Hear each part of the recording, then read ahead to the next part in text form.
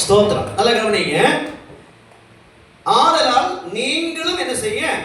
ஆயத்தமாயிருங்கள். Praise the Lord.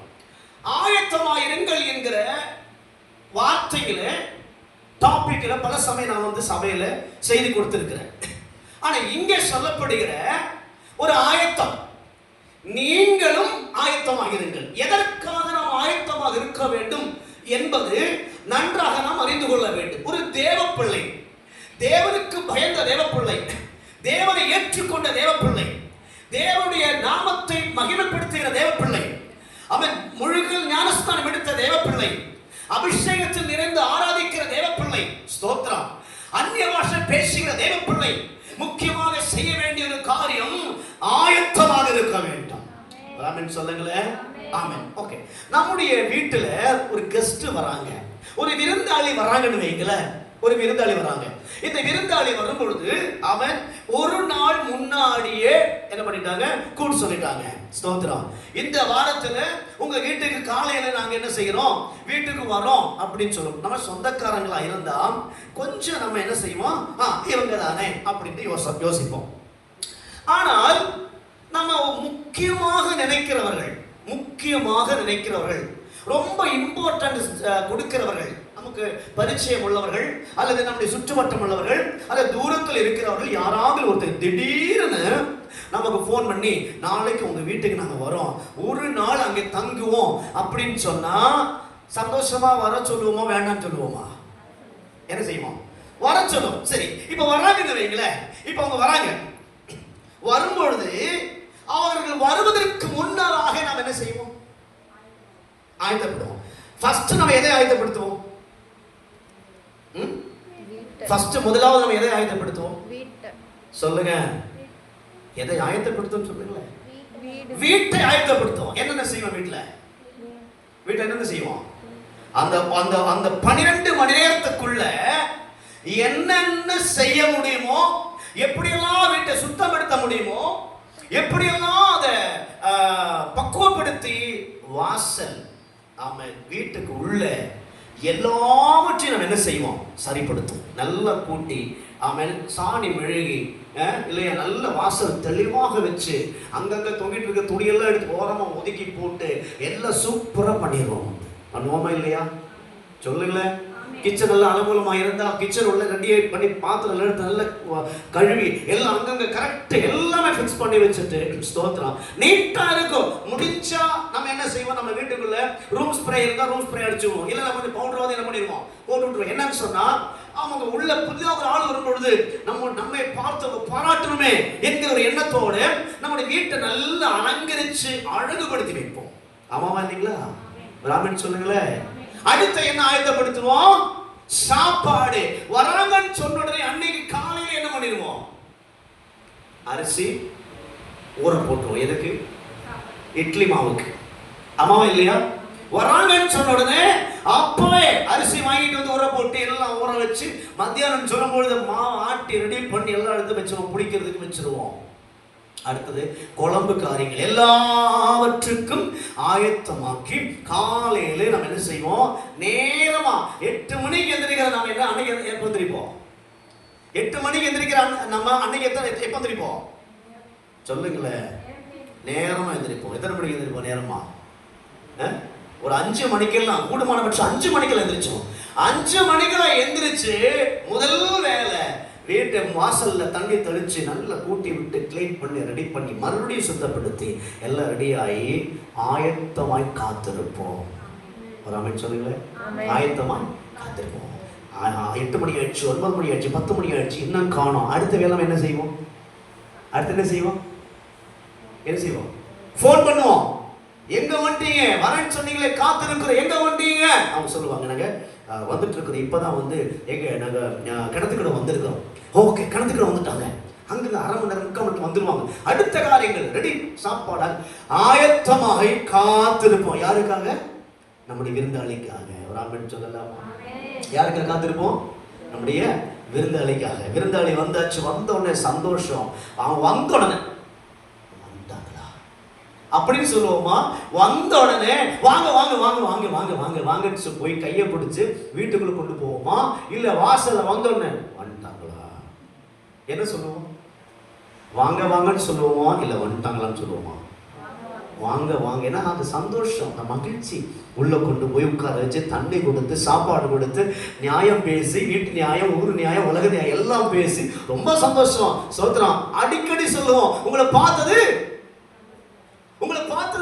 ரொம்ப சந்தோஷம், நீங்க வருவீங்கன்னு கொஞ்சம் கூட எதிர்பார்க்க சொல்லிட்டே இருப்போம். வந்து ஸ்தோத்திரம். அவங்களும் திரும்பி சொல்லுவாங்க, உங்களை பார்த்தது ரொம்ப சந்தோஷம். அப்போ நாம ஆயத்தப்படுகிறோம் என்பதை அறிந்த பிறகுதான் அந்த விருந்தாளி என்ன செஞ்சாங்க சொல்லுங்க, வீட்டுக்கு போன் பண்ணி சொல்லிட்டாங்க. சொன்ன உடனே நம்ம என்ன செஞ்சிருப்போம்? நாங்க நாளைக்கு உங்க வீட்டுக்கு வரோம் சொன்ன உடனே நம்ம என்ன பதில் சொல்லியிருப்போம்? வாங்கன்னு சொல்லியிருப்போமா? இல்லைங்க நாங்க நாளைக்கு இங்க இருக்க மாட்டாங்க, நாளைக்கு நாங்க கல்யாணம் சொல்லி என்ன சொல்லியிருப்போம்? வாங்கன்னு சொல்லியிருப்போம். என்ன காரணம்? ரொம்ப நாளைக்கு பிறகு வர்றாங்க, வாங்க நீங்க வீட்டில் இருக்கிறோம். வீட்டில் ஒரு லீவ் இல்லாட்டினா என்ன செய்யறோம்? லீவ் எடுத்து வீட்டில் இருக்கிறோம்.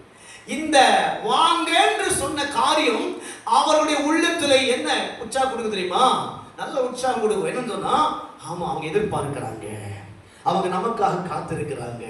காலையில போன் பண்ணி கேட்கிறோம் பாருங்க, எங்க வந்துட்டீங்க? அவங்களுடைய உள்ளத்துல என்ன தோணும் தெரியுமா? பரவாயில்ல, அவங்க நம்முடைய வருகைக்காக என்ன செய்யறாங்க? காத்திருக்கிறாங்க, ஆயத்தமாக இருக்கிறாங்க. உற்சாகம், இன்னும் சந்தோஷப்படுவாங்க. அருமையான தேவஜனமே, சாதாரணமான ஒரு மனுஷனுடைய வருகையை வரவேற்பதற்காக நம்முடைய வீட்டை அலங்கரித்து, நம்மை நாம் அலங்கரித்து, ஸ்தோத்திரம், நம்முடைய வீட்டு வாசல்களை அலங்கரித்து, அவங்களுக்கு தேவையான எல்லாவற்றையும் செய்து அவங்களுக்காக காத்திருக்கிறோமே. சாதாரணமான ஒரு மனுஷன், அல்லேலூயா, காத்திருக்கிறோம். ஆனால் இங்கே வேதம் என்ன சொல்லப்படுகிறது தெரியுமா? மனுஷகுமாரன், நீங்கள் நினையாத நாழிகையிலே மனுஷகுமாரன் வருவார், ஆதலால் நீங்களும் என்ன செய்யுங்க? ஆயத்தமாயிருங்கள். அல்லேலூயா சொல்லலாமா? இப்போ நாம் ஆயத்தப்பட வேண்டிய நேரம். ஆமென். ஆண்டவராகிய தேவனுக்காக காத்திருக்கக்கூடிய நாட்கள் சமீபமாக இருக்கிறது. இது அவன் நிர்விசாரமாக எண்ணக்கூடிய நாட்கள் அல்ல, இது நிர்விசாரமாக கழித்து விடக்கூடிய நாட்கள் அல்ல. காரணம் என்ன? ஆண்டவராகிய இயேசு கிறிஸ்து சொல்லுகிறார், இதோ நான் சீக்கிரமாய் வருகிறேன். ஒரு சாதாரண மனுஷனுக்காக நானும் நீங்கள் எவ்வளவு செலவழித்து காத்திருக்கிறோமோ அதற்கு மேலாக ஆண்டவராகிய இயேசு கிறிஸ்துவின் வருகைக்காக அவர் நியமிக்கப்பட்டு, அவர் முத்தரிக்கப்பட்டு, அவர் தெரிந்து கொள்ளப்பட்ட மனவாட்டியாகிய நானும் நீங்களும் அவருக்காக காத்திருக்க வேண்டும், ஆயத்தமாக இருக்க வேண்டும். அல்லேலூயா. ஏன் நாம் ஆயத்தமாகணும்? எதற்காக நாம் ஆயத்தமாகணும்? எப்படி நாம் ஆயத்தமாகணும்?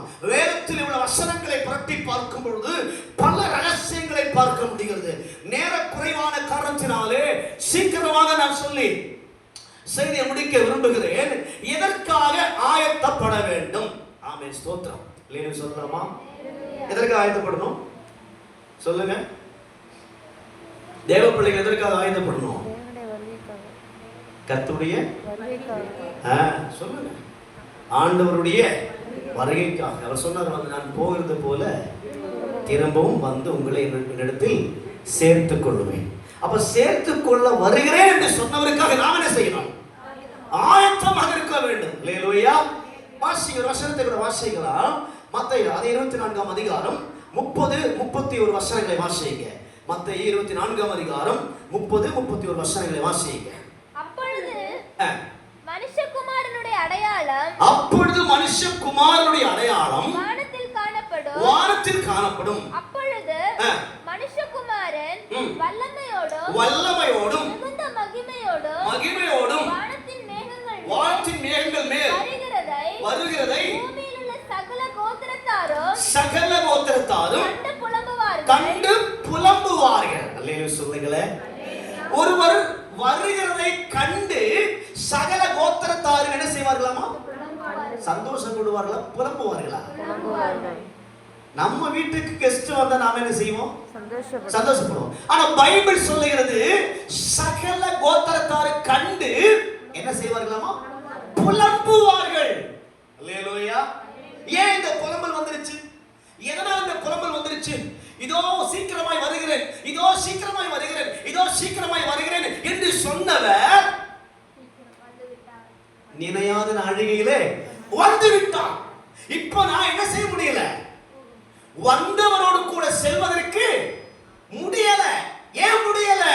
ஆமென். அவர் வரேன்னு சொன்னார்ல, அது நான் என்ன நினைச்சேன் தெரியுமா? பொய்ன்னு நினைச்சேன். அல்லேலூயா. இதோட சீக்கிரமாய் வருகிற 2000 ஆண்டுகளாக சொல்லிட்டு இருக்கிறாரு, இப்போ எங்க போய் வர போறாரு? அப்படி நான் பொய்ன்னு நினைச்சேன். ஆமென். அவர் எங்க வர போறாருன்னு சொல்லி நான் சகல பாவத்தையும் செய்து வாழ்ந்து கொண்டிருக்கிறேன். சகல கோத்திரத்தாரும் ஸ்தோத்திரம் புலம்புவார்கள். காரணம் என்ன? அவர்கள் குத்தினவரை அறியாமல் போனார்கள். அவர்கள் அடித்தவரை அறியாமல் போனார்கள். அவர்களுக்காக சிலுவை சுமந்து கல்வாரி சிலுவையிலே கொல்கத்தா மலையிலே மரித்தவரை அறியாமல் போன காரணத்தினாலே அவர்கள் சொல்லுகிறார்கள், ஐயோ மெய்யாகவே மெஸ்ஸியா வந்து விட்டார். அவருடைய வருகை அறியாத காரணத்தினாலே சகல ஜனங்களும், சகல கோத்திரக்காரரும், சகல பாஷைக்காரர்களும் புலம்புவார்கள். என்ன, எதுக்காக புலம்புவார்கள்? ஐயோ அவர் வந்தவர் என்ன செஞ்சிட்டாரு? அவர் பிரியம் வைத்தவர்களையும் அவர் மீது பிரியம் வைத்தவர்களையும் அள்ளிட்டு போயிட்டார். ஆமென் சொல்லலாமா? அல்லேலூயா சொல்லுங்களேன். அல்லேலூயா. இந்த வருகைக்கு ஒரு வித்தியாசம் உண்டு. நல்லா கவனிங்க. சாதாரணமான ஒரு மனிதன், ஒரு விருந்தாளி நம்ம வீட்டுக்கு வந்தால் வரும்பொழுது அவன் ஆரவாரமோ அவன் சத்தங்களோ உண்டாகாது. ஒரு மொபைல் போன்ல ஒரு பேச்சு மட்டும்தான். சைலண்டா வந்துட்டு சைலண்டா போயிடுவாங்க. அம்மாவே இல்லைங்களா? அவ்வளவுதான். ஆனால் ஆரவாரத்தோட வாசிங்க 30 வசனம். அப்பொழுது மனுஷகுமாரனுடைய அடையாள வானத்தில் காணப்படும். அப்பொழுது மனுஷகுமாரன் வல்லமையோடும், சொல்லுங்களேன், எதற்காக ஆயத்தப்படும் தெரியுமா? நல்ல கவனிங்க. எதற்காக தேவ பிள்ளையே, எதற்காக தேவ மனுஷனே, எதற்காக தேவ மனுஷியே நீ ஆயத்தப்பட வேண்டும் என்று வேதம் நமக்கு கற்றுக் கொடுக்கிறது தெரியுமா? அவர் எப்படி வருகிறாராமா? வல்லமையோடும். நல்லா வாசிங்க, என்னோட சேர்த்து சொல்லுங்களேன். அவர் வானத்தில் காணப்படும். அப்பொழுது மனுஷகுமாரன் வல்லமையோடும் மிகுந்த மகிமையோடும் வானத்தின் மேகங்களின் மேல் வருகிறதை பூமியில் உள்ள சகல கோத்திரத்தாரும் கண்டு புலம்புவார்கள். அல்லேலூயா. அல்லேலூயா. அல்லேலூயா. அல்லேலூயா. இன்னைக்கெல்லாம் வந்து ஒரு எம்பி வந்தாலோ ஒரு எம்எல்ஏ வந்தாலும் சின்ன சின்ன பேண்ட் இருக்கும்போது சிஎம் வராரு அப்படின்னு சொன்னா எப்படி இருக்கும்? பொள்ளாச்சிக்கு சிஎம் வராருன்னு சொன்னா எப்படி இருக்கும்? அங்கங்க கொடிகள், அங்கங்க அவங்களுடைய முத்திரைகள், அடையாளங்கள், அந்த பேட்ச் போன்ற காரியங்கள் எல்லாமே கட்டி தொங்க வச்சு மைக்க போட்டு சிஎம் வருகிறார், இந்த நாளிலே இந்த திவசத்திலே வருகிறார் என்று சொல்லி ஒரு நாள் குறிக்கப்பட்டிருக்கும். அந்த நாளிலே அவர்கள் வருவார்கள். திரளான ஜனங்கள் படிப்பாங்க. திரளான ஜனங்கள் அங்கே போய் நின்று ஆமென் சொல்றாங்க. அவரோட கூட போக போறாங்களா? எதுக்காக போறாங்க? எதுக்காக போறாங்க? அவரை பார்ப்பதற்காக மட்டும்தான். கூட போக முடியுமா? சொல்லுங்க, கூட போக முடியுமா? முடியாது. எல்லாம் நெரிச்சல்ல. தெரியும், மதுரையில் தானே, மதுரையில் 40 பேர் சேர்த்துட்டாங்க. கரூர்ல எத்தனை பேர்? 40 பேருக்கு மேல செத்துட்டாங்க. யார பார்க்க போய்? சோத்திரம். மனுஷனை பார்க்க போய் 40 பேர் பொட்டுன்னு போயிட்டாங்க. அல்லேலூயா. ஆனா அந்த மனுஷனை பார்ப்பதற்கு நம்ம போனோம். நம்மளை கூட்டிட்டு போறது ஒரு வரப்போகிறாரு. ராமன் சொல்லலாமா? சீக்கிரமாய் வரப்போகிறார். அவன் கவனிங்க, அவன் இவருடைய வருகைக்கு சற்று வித்தியாசம் இருக்கு. வந்து இந்த பூமியில் உள்ளவங்க எல்லாம் இந்த மாதிரி வரும்பொழுது பேண்ட் அடிச்சுட்டு பயங்கரமான ஒரு ஆர்ப்பாட்டத்தில் பூமியில் தான் வருவாங்க. ஆனா இவருடைய வருகை எல்லாமே எங்க நடக்கும்? எங்க நடக்கும்? பூமியில இல்ல, எல்லாம் மேகத்தில் நடக்கும். ராமன் சொல்லுங்களேன், வானத்தில் நடக்கும். அல்லேலூயா. வாசிங்களா? அதுக்கு ஒரு வசனத்தை வாசிங்களா சீக்கிரமாக. ஆமென் ஸ்தோத்திரம்.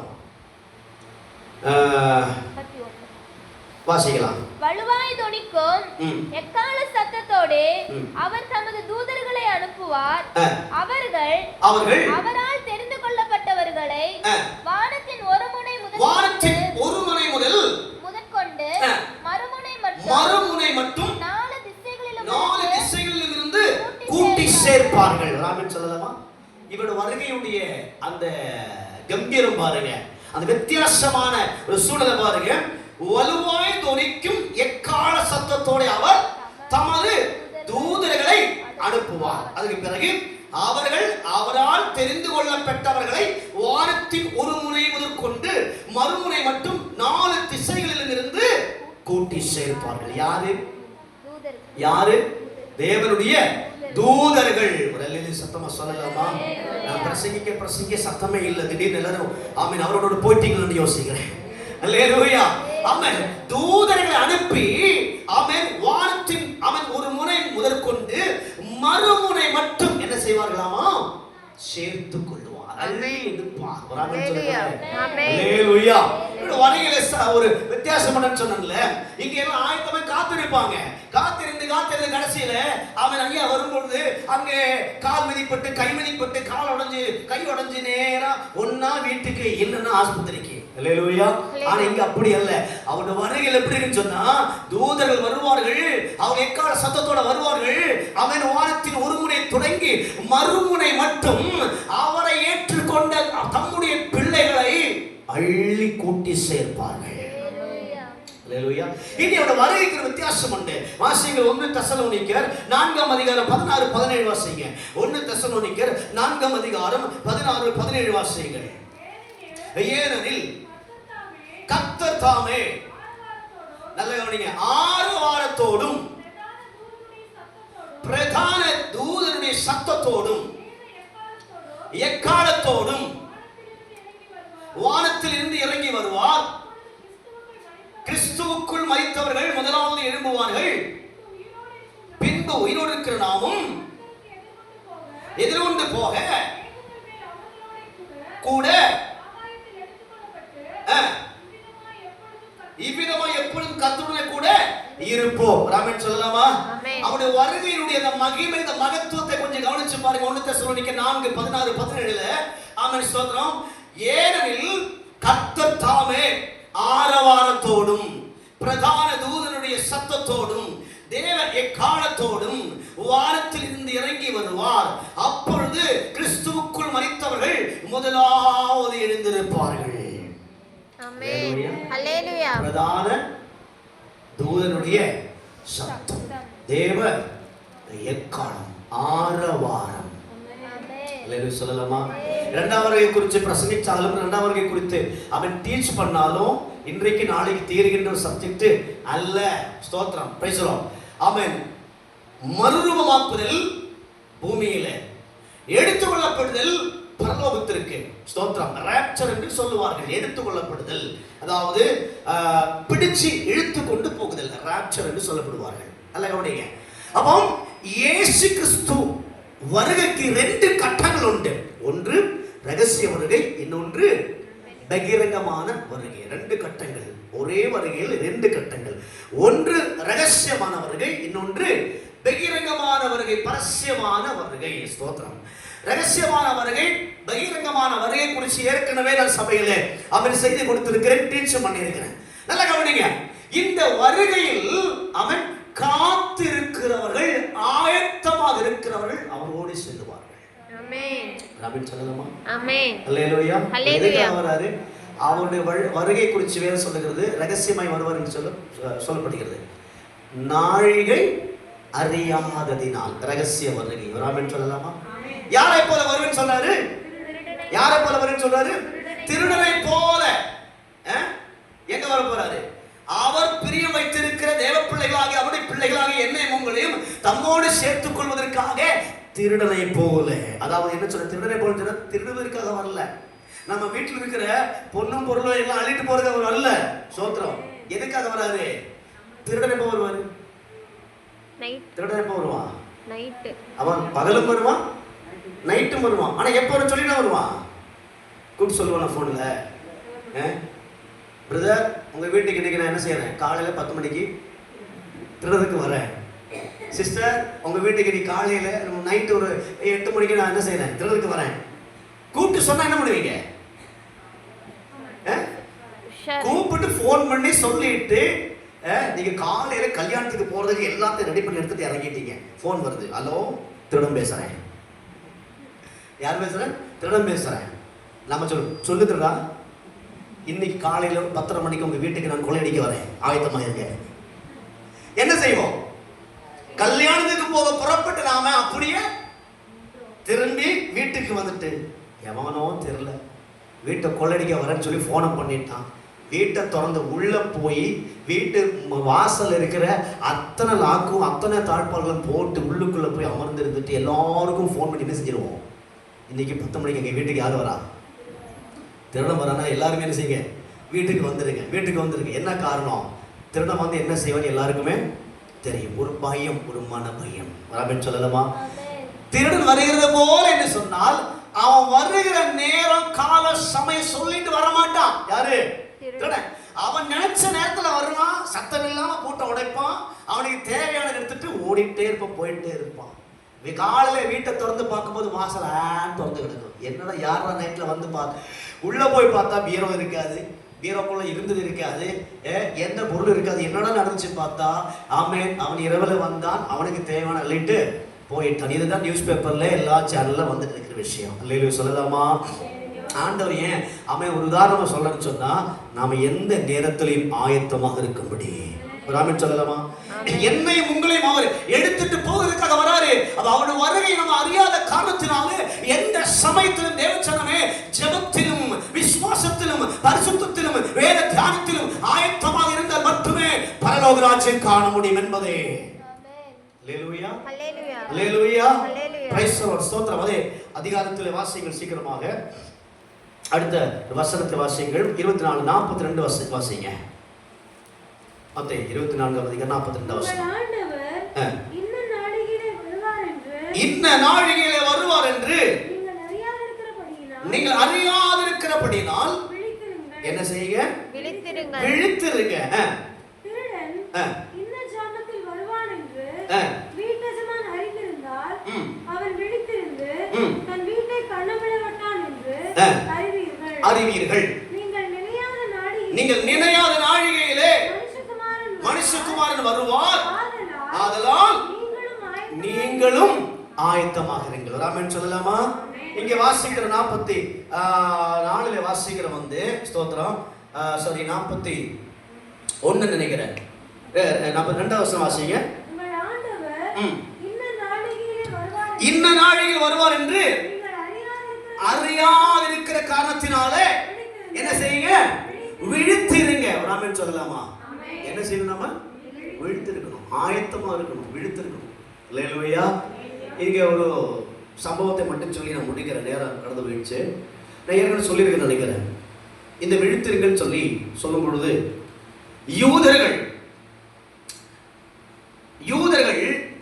செய்கிற ஒரு காரியத்தை இது வந்து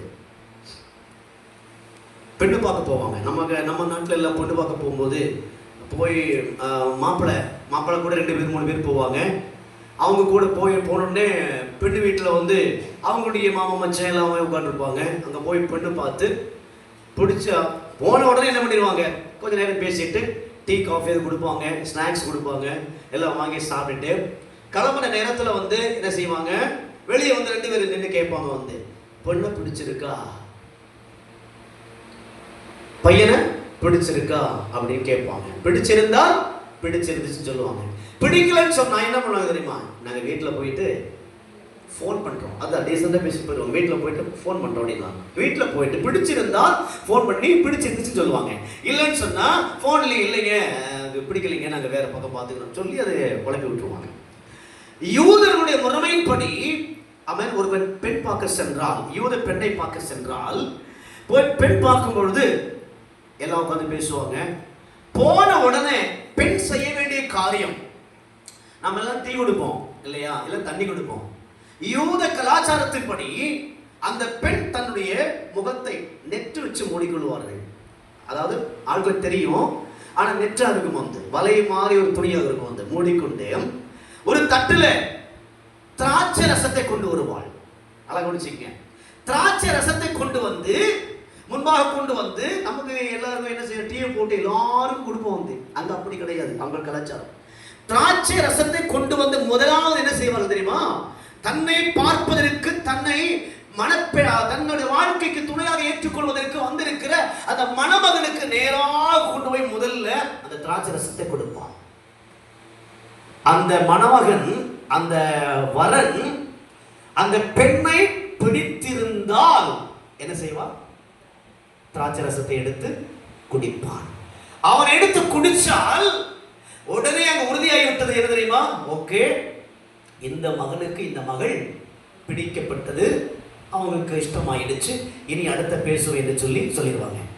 ஓகே, பிடிச்ச பிறகு அவளும் அந்த டம்ளரை வாங்கி கொண்டு உள்ளே சென்று விடுவாள். பிறகு வெளிவர மாட்டான். ஸ்தோத்திரம். உள்ள அமர்ந்து கொள்வாள்.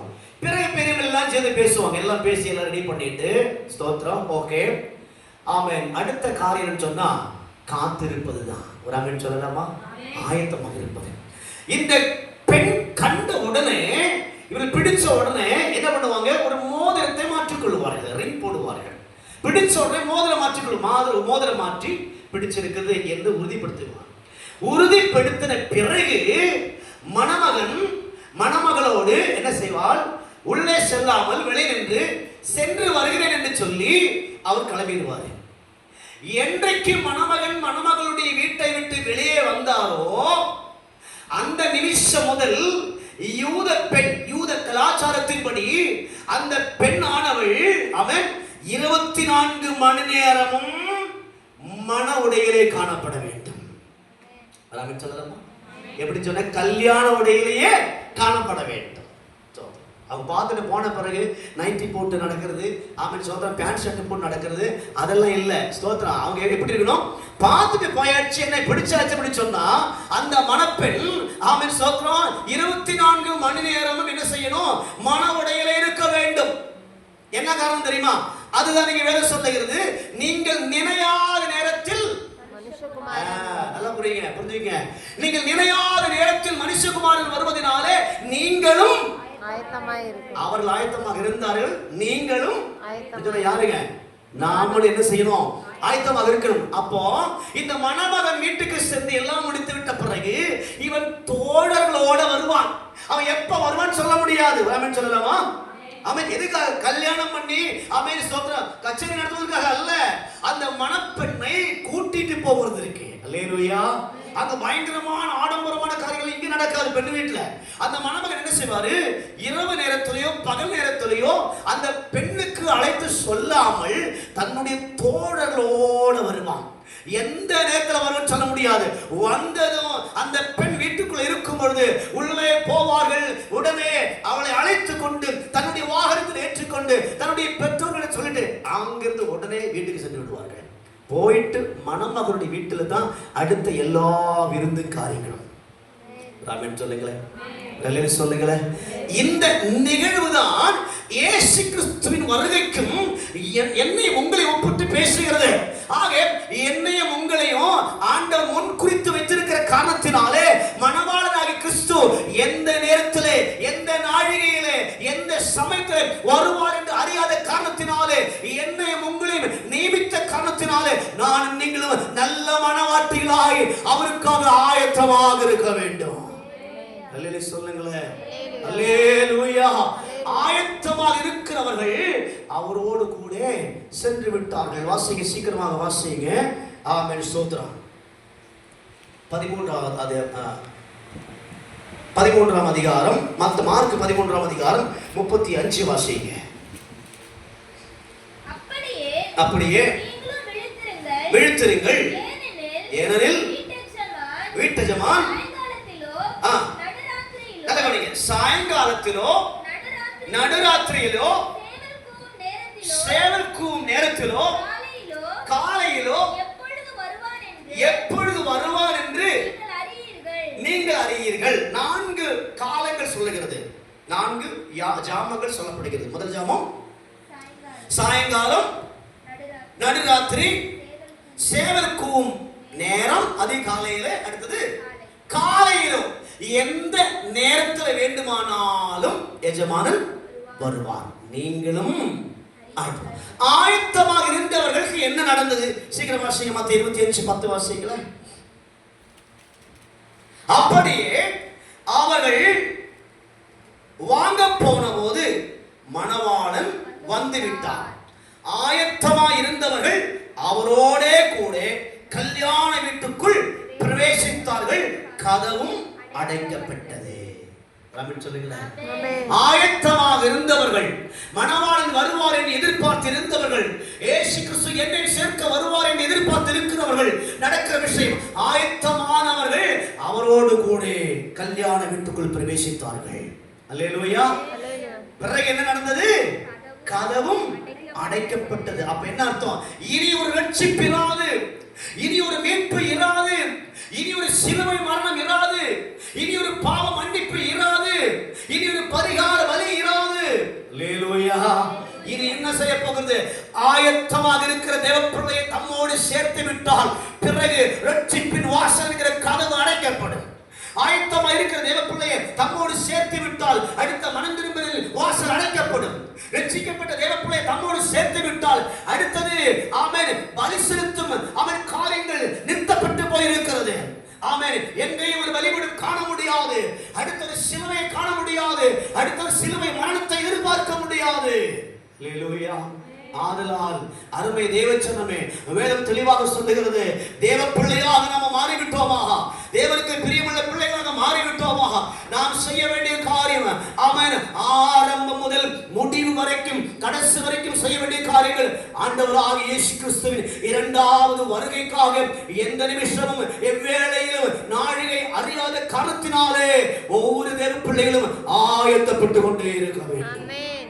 இதெல்லாம் ஆயத்தப்படணும்.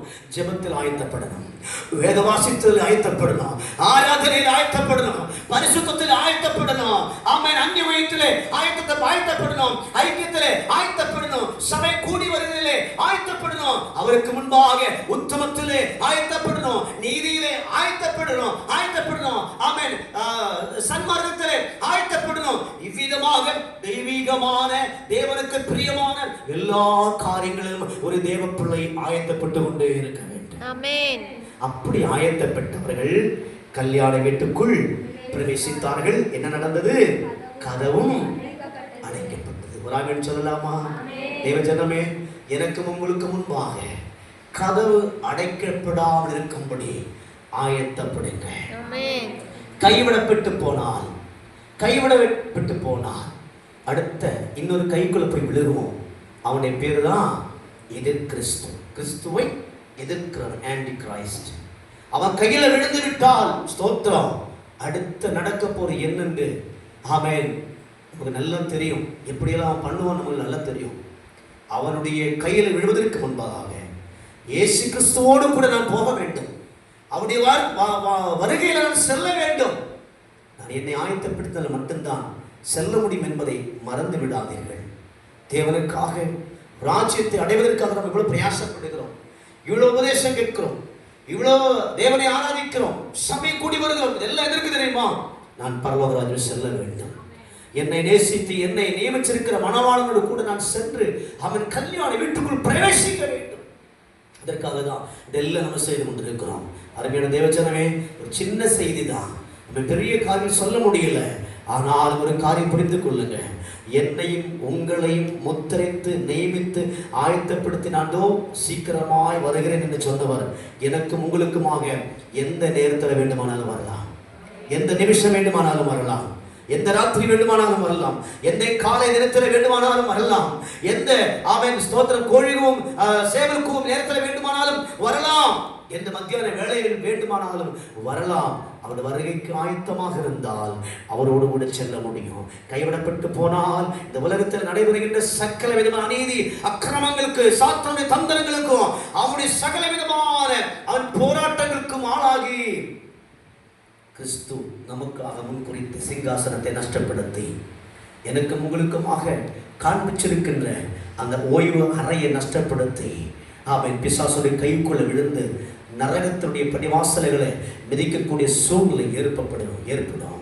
ஆக அருமையான தேவச்சனமே, உணர்வுள்ளவர்களாகி உணர்த்துதல் உள்ளவர்களாகி எதற்காக நாம் அழைக்கப்பட்டோமோ, எதற்காக நியமிக்கப்பட்டோமோ, நாம் எதற்காக காத்திருக்கிறோமோ, எதற்காக ஆயத்தமாக இருக்கிறோமோ, நம்மை சேர்க்க வருகின்ற கிறிஸ்து இயேசுவுக்காக, மணவாளனாகி கிறிஸ்துவுக்காக நம்மை தாமே ஒப்பு கொடுத்து, நம்மை தாமே விட்டு கொடுத்து, நம்மை தாமே சமர்ப்பித்து அவருக்கு முன்பாக ஆயத்தப்படலாம்.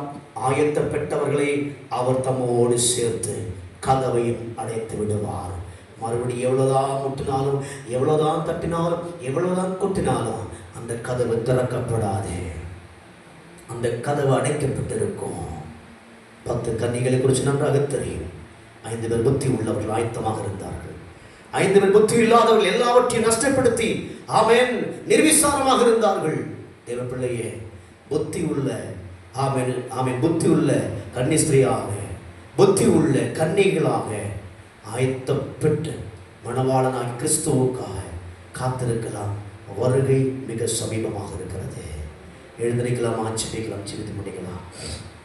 ஹல்லேலூயா, ஹல்லேலூயா, ஹல்லேலூயா.